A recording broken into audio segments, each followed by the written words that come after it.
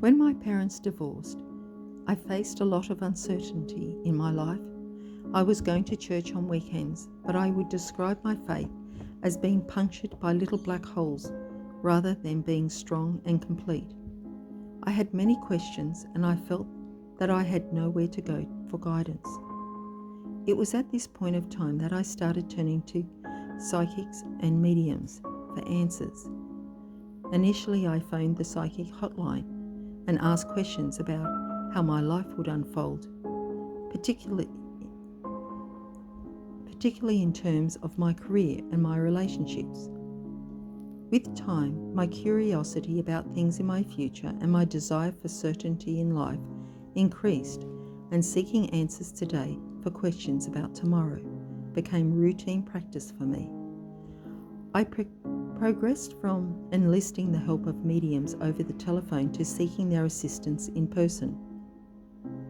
Life was not going the way I had hoped, and after enduring a number of unfortunate events and the breakdown of a relationship, I found myself feeling like I was in a deep hole. Within a 10-year period, I had visited at least a dozen clairvoyants, psychic and mediums. During most of these sessions, the psychics would invoke their guides to participate in the sessions. One medium asked me to invoke 12 pagan gods and told me to gather offerings like food and candles or incense and leave them at the tea intersection near my house for the purpose of clearing off the bad luck that I had during that period. Desperate to be finished with the difficult times I had experienced, I did as I was instructed. At the time, something deep inside of me felt that what I was doing was wrong. But it wasn't until many years later that I would realize I had sinned against the first commandment. I have already mentioned that the unexplained events from my home country followed me to my new country. Over time, they worsened. One day, I was at home, sitting home in front of a computer, when I was jolted upright in response to a loud, sudden banging on the glass windows. It sounded like someone was on the outside of the window and using both hands to bang on the glass. The noise continued for a whole minute. I wanted to get help, but being shocked and frozen in fear, I could neither scream nor move. I wanted to leap up and call the police or anybody else for help, but I was unable to move. Instead, I sat there waiting for the threat to intensify and wondered what I could do to protect myself.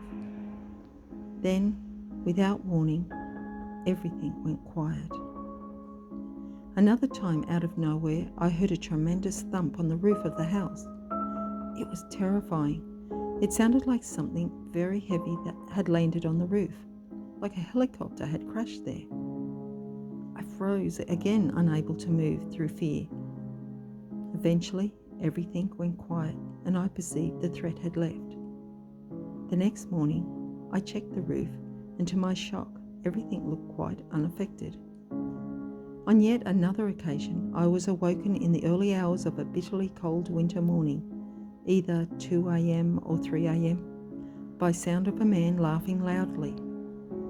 I knew these experiences were paranormal, and not knowing what else to do, I hung knobs of garlic to the tree in the front of the house.